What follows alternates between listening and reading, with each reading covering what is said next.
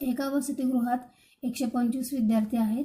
त्यांपैकी 80 विद्यार्थी चहा घेतात, 60 विद्यार्थी कॉफी घेतात, 20 विद्यार्थी चहा व कॉफी या दोन्ही प्रकारची पेये घेतात.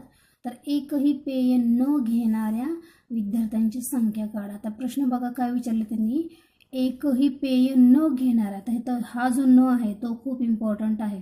ठीक आहे, आपल्याला पेय घेणारा नाही विचारलं तर एकही पेय न घेणाऱ्या विद्यार्थ्यांची संख्या काढा असं त्यांनी सांगितलेलं आहे. प्रश्न व्यवस्थित वाचायचा आहे.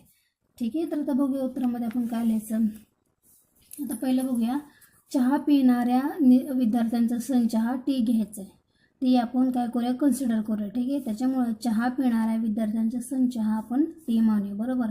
मग त्याच्यामुळे एन ऑफ टी त्यांनी ऑलरेडी दिलं की ते त्यांपैकी 80 विद्यार्थी चहा घेतात. ठीक आहे, त्याच्यामुळे एन ऑफ टी किती येईल तर 80. मग इथं लिहूया एन ऑफ टी बरोबर 80. ठीक आहे, त्याचप्रमाणे कॉफी पिणाऱ्या विद्यार्थ्यांचा संच, आता बघा तो आपण सी मानायचा. तर कॉफी पिणारे विद्यार्थी किती आहेत बघा, तर ते आहेत 60 विद्यार्थी. ठीक आहे, मग त्यात लिहूया आपण एन ऑफ सी.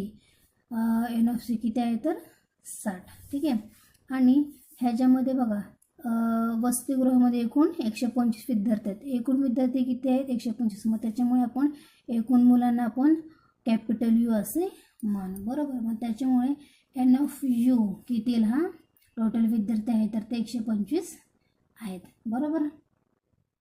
आता चहा व कॉफी दोन्ही पेये पिणारी मुले. आता त्यांनी सांगितलं की दोन्ही काही विद्यार्थी आहेत ते दोन्हीही पेये पितात, म्हणजे चहा आणि कॉफी दोन्ही पितात. मग त्याच्यामध्ये सिम्बॉलिकली आपण कसं लिहिणार तर एन ऑफ टी छेद सी, म्हणजे किती आहे तर त्यांनी प्रश्न दिले तर ते 20 विद्यार्थी आहेत. ठीक आहे, मग आता आपल्याला फॉर्म्युला माहिती आहे का आहे तो, एन ऑफ टी संयोग सी बरोबर एन ऑफ टी अधिक एन ऑफ सी वजा एन ऑफ टी छेद सी. बरोबर. आता ह्याच्यामध्ये आपण किंमत लिहूया. आता बघा टी संयोग सी आपल्याला काढायचं आहे. बरोबर. तर आता आपण काढूया. त्याच्यामुळे ही जसं आहे तसंच आपण लिहायचं आहे. एन ऑफ टी किती आहे 80 बरोबर, म्हणजे चहा पिणाऱ्या विद्यार्थ्यांची संख्या आहे 80.